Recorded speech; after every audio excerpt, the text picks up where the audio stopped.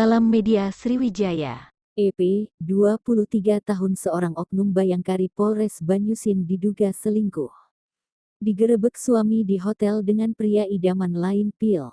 Pria tersebut berinisial Mi, 24 tahun yang diketahui anak kepala desa di wilayah Kecamatan Air Sugihan, Kabupaten Banyuasin, Provinsi Sumatera Selatan.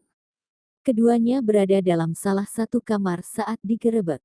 Berada di salah satu lamar Hotel Bintang 4 di kawasan Kecamatan IBI Palembang, Selasa tanggal 30 Agustus tahun 2022, sekitar pukul 22.30 waktu Indonesia Barat.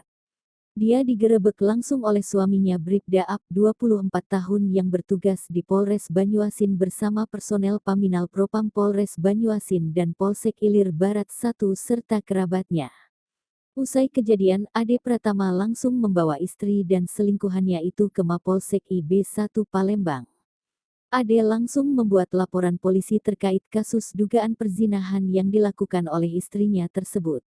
Kapolsek IB1 Kompol Roy A. Tambunan SPSIK saat dikonfirmasi membenarkan laporan dari AB.